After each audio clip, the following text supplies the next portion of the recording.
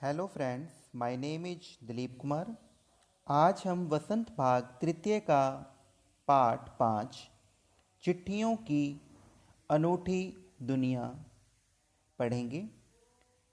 इस पाठ को पढ़ने से पहले हम इस पाठ के लेखक श्री अरविंद कुमार सिंह के जीवन परिचय के बारे में कुछ बातें जानेंगे।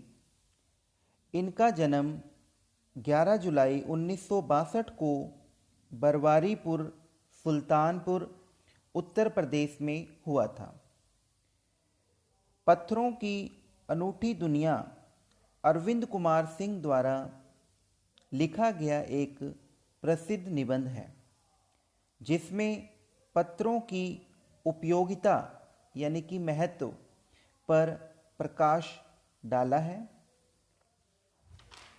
लेखक के अनुसार पत्र जो काम कर सकते हैं वह काम फ़ोन या एसएमएस नहीं कर सकता। मानव सभ्यता के विकास में पत्रों का विशेष महत्व है। इन पत्रों की जो अनूठी दुनिया है वास्तव में बहुत ही निराली है, क्योंकि इन पत्रों के द्वारा ही आज जो हम मानव सभ्यता जो हमें दिखाई दे रही है उसमें सबसे बड़ा योगदान हमारे इन पत्रों का, हमारे इन चिट्ठियों का ही है। तो इस पाठ में लेखक ने पत्रों की एक निराली दुनिया के बारे में बहुत ही महत्वपूर्ण बातों को हमारे सामने रखा है। तो हम इस पाठ को पढ़ते हैं। पत्रों की दुनिया भी अजीबोगरीब है और उसकी उपयोगिता हमेशा से बनी रही है। इसमें लेखक कहते हैं कि जो पत्रों की दुनिया है, पत्रों का जो संसार है वो बड़ा ही विचित्र है और उसकी जो उपयोगिता है या उसका जो महत्व है वो हमेशा से ही हमारे जीवन में बना रहा है। पत्र जो काम कर सकते हैं वह संचार का आधुनिकतम साधन नहीं कर सकता।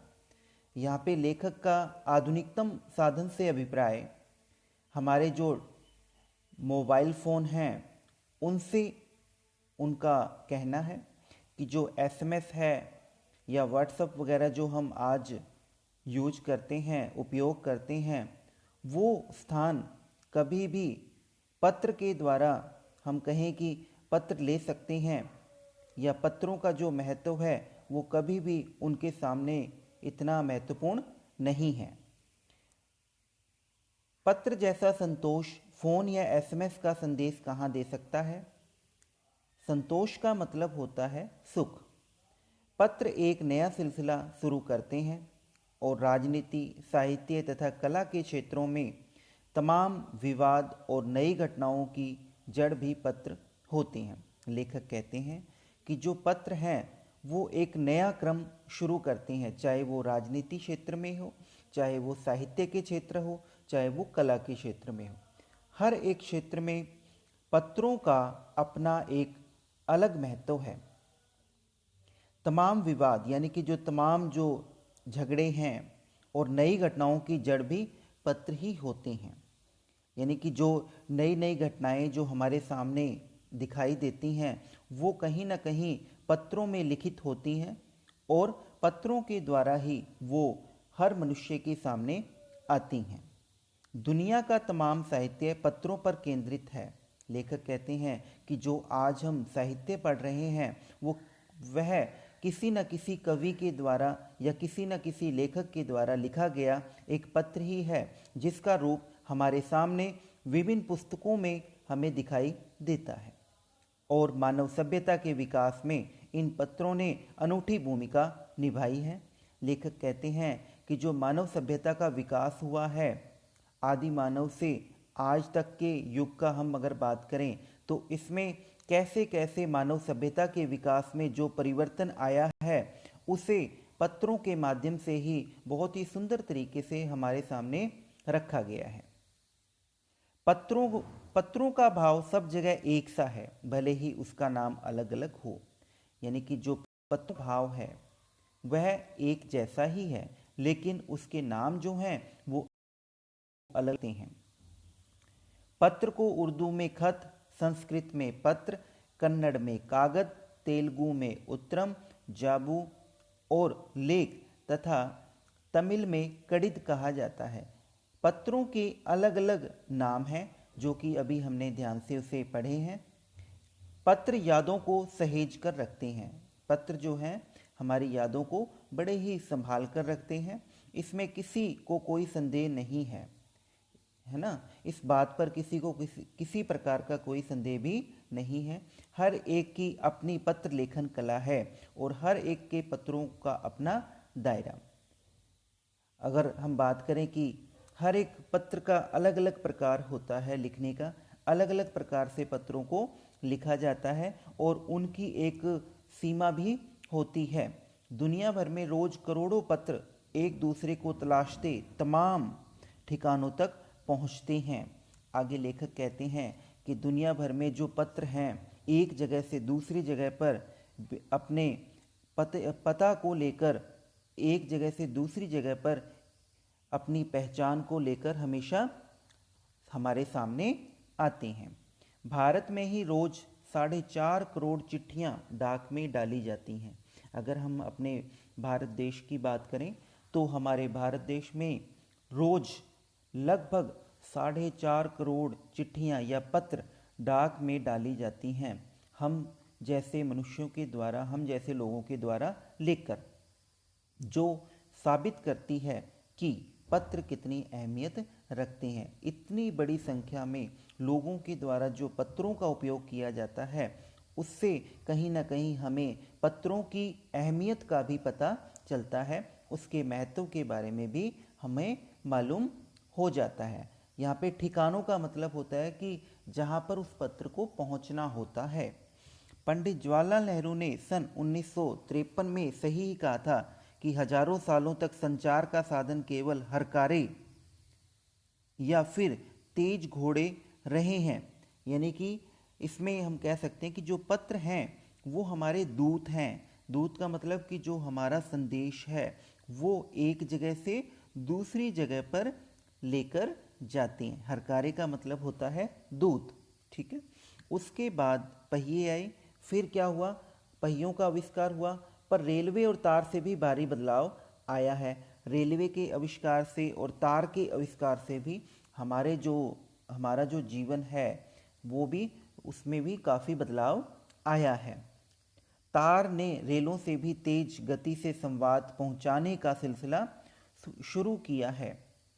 यानी कि जो रेल हैं, रेल से भी तेज गति से जो तार सेवाएं हैं जो संदेश को पहुंचाने के लिए प्रयोग की जाती हैं, उनकी जो गति है वो बहुत ही ज़्यादा तेज है। तार की जो सेवाएं हैं जो एक जगह से दूसरी जगह पर हम तार के माध्यम से पहुंचाते हैं। अब टेलीफोन, वायरलेस और आगे रेडार दुनिया बदल रहा है। आगे लेखक कह रहे हैं कि जैसे जैसे नई नई तकनीक विकसित हो रही हैं, उसी प्रकार से हमें नई नई जो तकनीक है उनका आनंद उठाने का भी अवसर मिल रहा है। चाहे हम बात करें टेलीफोन की, चाहे वायरलेस की बात करें। वायरलेस का मतलब होता है बिना तार के, जिसके द्वारा हम अपने संदेश को भेज सकते हैं। और रेडार की दुनिया मतलब जो आज हम मोबाइल फ़ोन्स वगैरह यूज करते हैं, उसके लिए वो रेडार का शब्द का प्रयोग लेखक यहाँ पर कर रहा है। पिछली शताब्दी में पत्र लेखन ने एक कला का रूप ले लिया है। अगर हम बात करें पिछली शताब्दी की, शताब्दी का मतलब होता है 100 वर्षों का समय, शताब्दी, ठीक है। तो अगर हम बात करें पिछली शताब्दी का, तो पत्र लेखन एक कला के रूप में हमारे सामने आई है। डाक व्यवस्था के सुधार के साथ पत्रों को सही दिशा देने के लिए विशेष प्रयास किए जा रहे हैं। लेखक कहता है कि जो पत्र लेखन की जो कला है, पत्रों का जो हमारे जीवन में महत्व है, इसे हमें बिल्कुल भी नहीं भूलना चाहिए। इसका उपयोग हमें बिल्कुल भी कम नहीं करना चाहिए। हमें इनके महत्व को समझना चाहिए और पत्रों का ज़्यादा से ज़्यादा हमें अपने जीवन में प्रयोग करना चाहिए। और इसी के साथ सरकार भी, हम कहें तो, विशेष प्रयास कर रही है पत्रों के महत्व को लेकर। पत्र संस्कृति विकसित करने के लिए स्कूली पाठ्यक्रमों में पत्र लेखन का विषय भी शामिल किया गया है। हम देखते हैं कि हमारा जो पाठ्यक्रम है, हमारा जो सिलेबस है, उसमें भी पत्रों को एक विशेष दर्जा दिया गया है। अलग अलग प्रकार के पत्रों को लिखने का जो हमें तरीका है, हमारे अध्यापकों के द्वारा हमें सिखाया जाता है।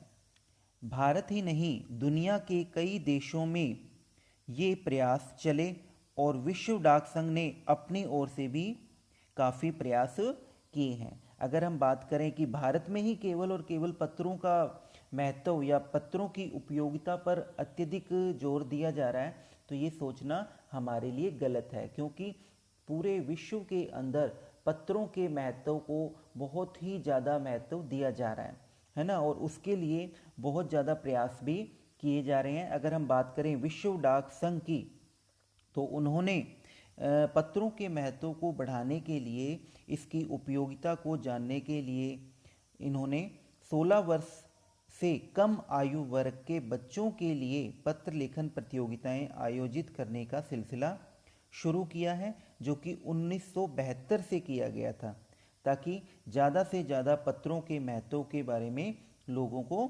जागरूकता आए, लोगों के अंदर जागरूकता आए और वो पत्रों को लिखें, अपने विचारों का आदान प्रदान करें। ठीक है, तो कई बार पूछा जा सकता है कि पत्रों का जो सिलसिला है वो किस सन में शुरू किया गया था, तो यहाँ पे इसका आंसर रहेगा 1972 से। यह सही है कि खास तौर पर बड़े शहरों और महानगरों में संचार साधनों के तेज विकास तथा अन्य कारणों से पत्रों की आवाजाही प्रभावित हुई है। इसमें लेखक कहते हैं कि जैसे बड़े बड़े जो शहर हैं या महानगर हैं, उसमें जो तकनीक, अलग अलग तकनीकों की आविष्कारों के कारण जो पत्रों का जो महत्व है वो कम हो गया है। लेकिन हम ये बात कहें कि जो देहाती दुनिया है, जो ग्रामीण परिवेश है, वहाँ पर वास्तव में आज भी चिट्ठियों का महत्व बहुत ही ज़्यादा है। ठीक है, शहरों में मानते हैं या अपने कह सकते हैं महानगरों में हम कह सकते हैं कि वहाँ पे नई नई तकनीकें विकसित होती हैं, संचार की नई नई तकनीक विकसित होती हैं, जिसके कारण से पत्रों की जो उपयोगिता है वो कम हो जाती है। लेकिन गाँव में इसकी उपयोगिता जो है बहुत ही ज़्यादा है। फैक्स की बात करें, ईमेल की बात करें, टेलीफोन तथा मोबाइल ने चिट्ठियों की तेजी को रोका है। अगर पत्रों की जो उपयोगिता है, पत्रों का जो महत्व है, अगर इसमें कोई एक बाधक के रूप में आया है, अगर इसको कोई रोकने का प्रयास कर रहा है, तो वो है फैक्स, ईमेल, टेलीफोन तथा मोबाइल। इन्होंने क्या किया है, पत्रों की जो गति है उसको क्या कर दिया है, रोक दिया है। पर व्यापारिक डाक की संख्या लगातार बढ़ रही है। व्यापारिक मतलब अगर हम बात करें कि जो कॉमर्शियल जो डाक होती है, कॉमर्शियल जो लेटर होते हैं, उनमें किसी प्रकार की कोई भी कमी नहीं आ रही है, उसकी जो गति है वो उसी प्रकार लगातार बढ़ती जा रही है। तो आपने इसमें देखा कि कैसे पत्रों की जो गति है, जो आज की तकनीक है, वो उसकी गति को कैसे विराम दे रहे हैं। ठीक है, आगे देखें। जहाँ तक पत्रों का सवाल है, अगर आप बारीकी से उसकी तह में जाएं, तो आपको ऐसा कोई नहीं मिलेगा जिसने कभी किसी पत्र को न लिखा या न लिखाया हो। अगर हम पत्रों का बहुत ही सूक्ष्मता के साथ अध्ययन करें, इसकी गहराई तक जाएं, तो आपको ऐसा कोई भी मनुष्य यहाँ नज़र नहीं आएगा इस संसार में जिसने कभी पत्र ना लिखा हो या किसी से ना लिखवाया हो। हर किसी मनुष्य ने अपने जीवन में कभी ना कभी कोई ना कोई पत्र जरूर लिखा होगा। ठीक है, और इन पत्रों का बेसब्री से कितना इंतजार किया है हमने, इसका महत्व भी हम सबको जानकारी है, इसका महत्व भी हमें मालूम है कि पत्रों का जब आने का समय होता है तो किस प्रकार हम इन पत्रों का आने का इंतज़ार करते हैं। तो इस पाठ में हम आज इस अंक में यहीं तक ही पढ़ेंगे। आगे का जो अंक है हमारे नेक्स्ट वीडियो में हम देखेंगे। धन्यवाद।